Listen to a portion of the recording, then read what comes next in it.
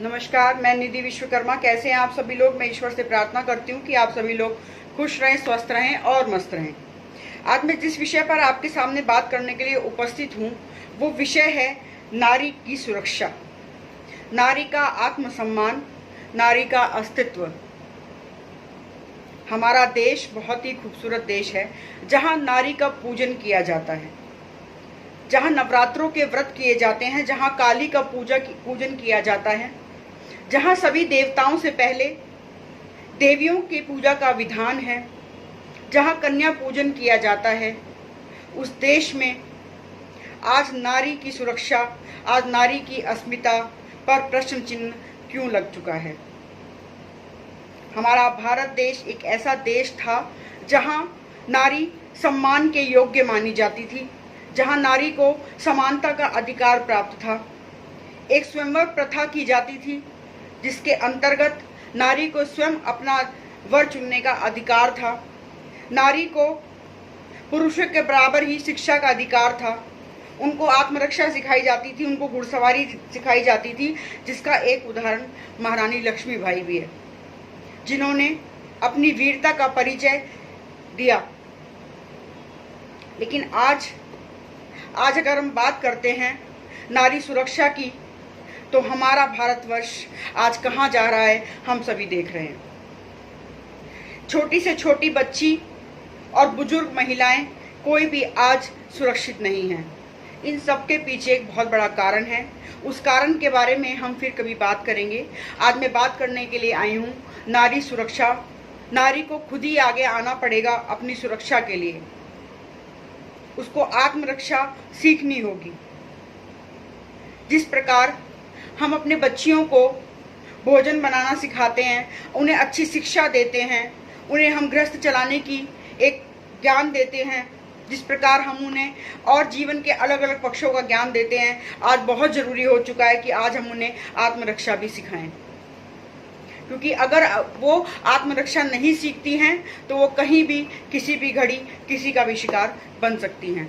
आप रोज अखबार में पढ़ते हैं बलात्कार की कितनी घटनाएं रोज इस देश में होती हैं। ये बहुत ही शर्मनाक विषय है।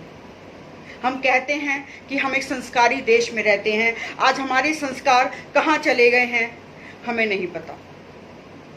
तो मैं आज महिलाओं को कुछ ऐसे टिप्स देना चाहती हूँ, कुछ ऐसी बातें बताना चाहती हूँ जिससे वो अपनी सुरक्षा खुद कर सकती हैं। आप जब भी घर पर अकेली हैं तो आप कुछ बातों का ध्यान हमेशा रखिए। कभी भी कॉल बेल बजने पर अचानक से दरवाजा मत खोलिए। पता नहीं उस दरवाजे के पीछे कौन सा शिकारी घात लगाए खड़ा है। बहुत अच्छा है कि आप डबल डोर लगाइए, और अगर आप डबल डोर नहीं लगा सकते हैं तो आप उसमें एक छोटी सी आई लगाइए। अगर आप वो भी नहीं कर सकते हैं तो बहुत ही ध्यानपूर्वक आप गेट खोलिए। घर के आसपास के वातावरण पर हमेशा ध्यान रखिए कि कोई आप पर निगाह तो नहीं रख रहा, या कोई संदिग्ध व्यक्ति आपके आसपास तो नहीं है। घर से बाहर निकलने का रूटीन हमेशा बदलते रहिए। हमेशा एक ही समय पर घर से बाहर ना निकलें। यदि आप किसी भी नौकर को अपने घर में रखते हैं तो उसकी पूरी जानकारी पास के पुलिस थाने में जरूर जमा कराइए। ये आपके लिए बहुत ज़रूरी है। यदि घर पर कोई रिश्तेदार आया है तो अचानक, और अगर वो आपके साथ कुछ भी गलत करता है तो आप जोर से शोर मचाइए। घर में किसी भी काम करने वाले प्लम्बर, इलेक्ट्रीशियन, मैकेनिक या किसी अनजान आदमी के आने पर मेन डोर को हमेशा खुला रखिए। हम हमेशा ये गलती करते हैं कि हमारा प्लम्बर या मैकेनिक या कोई भी हमारे घर में आता है तो हम मेन डोर को बंद कर देते हैं, जो कि बहुत गलत है।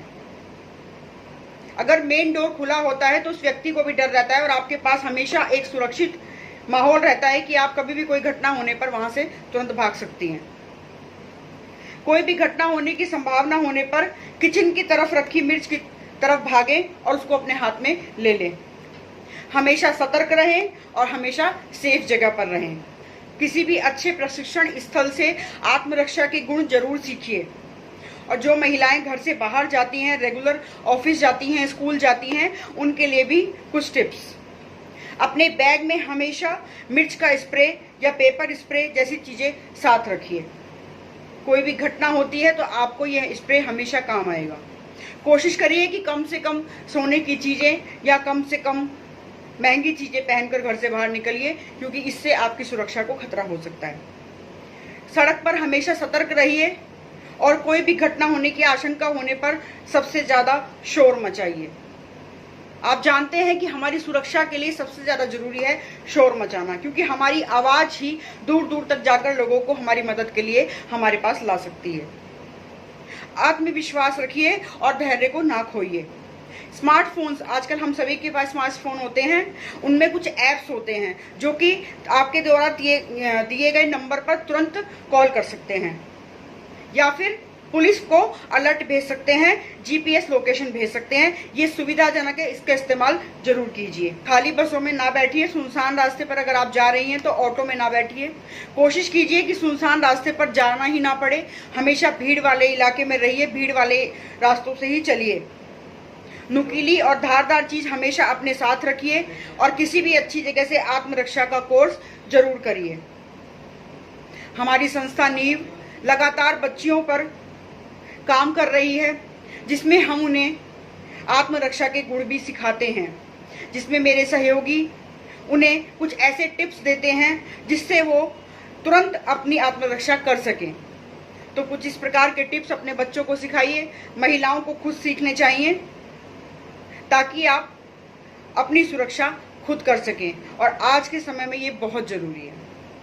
बहुत बहुत धन्यवाद मेरी बात को सुनने के लिए। अगर आपको मेरी बात अच्छी लगी तो कमेंट बॉक्स में ज़रूर बताइए और मेरे चैनल को सब्सक्राइब जरूर कीजिए। जय हिंद, जय भारत।